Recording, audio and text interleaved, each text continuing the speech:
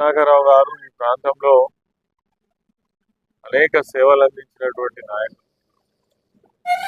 మరి ముఖ్యంగా ధర్మపురి పట్టణానికి కావచ్చు, ధర్మపురి ప్రాంతానికి కావచ్చు, గతంలో ఉన్నటువంటి బుగ్గారం నియోజకవర్గానికి కావచ్చు, ఎనలేని సేవలు అందించినటువంటి మహానాయకులు రత్నాకరరావు గారు. వారు ఒక మామూలు సర్పంచ్ స్థాయి నుంచి అనేక రకాల ప్రజా సేవలో నిమగ్నమై పనిచేస్తున్నటువంటి తరుణంలో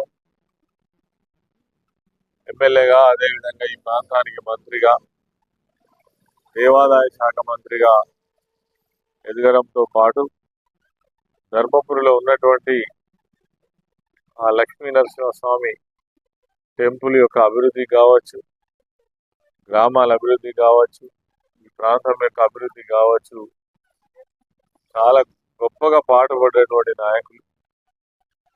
వారు ఏ పార్టీ వారైనప్పటికీ కూడా మేము బీఆర్ఎస్ పార్టీగా ఈ ప్రాంతం ఎప్పుడు గుర్తుంచుకోవాల్సినటువంటి నాయకులలో రత్నాకరరావు గారు ప్రముఖులని మేము ఏనాడు నుంచో చెప్పడం జరిగింది. అదేవిధంగా ఈరోజు బీఆర్ఎస్ పార్టీ పరంగా వారికి నివాళులు అర్పించడానికి మా మండల స్థాయి నాయకులందరూ కూడా ఈ కార్యక్రమానికి రావడం జరిగింది. రత్నాకరరావు గారి లాంటి నాయకుల యొక్క మరి వాళ్ళ ఆశయాలు కావచ్చు, వాళ్ళ విధానాలు కావచ్చు, వాళ్ళ స్ఫూర్తి కావచ్చు, నేటి తరం నాయకులు అలవర్చుకోవాల్సినటువంటి అవసరం ఉంది. రాజకీయాలకు అతీతంగా ప్రజలే పరమావధిగా పనిచేసినటువంటి నాయకులు రత్నాకరరావు గారు.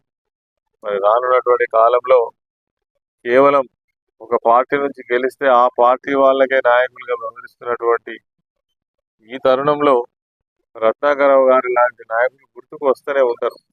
ఎందుకంటే వారు అన్ని వర్గాలను కలుపుకొని పనిచేసినటువంటి నాయకులు.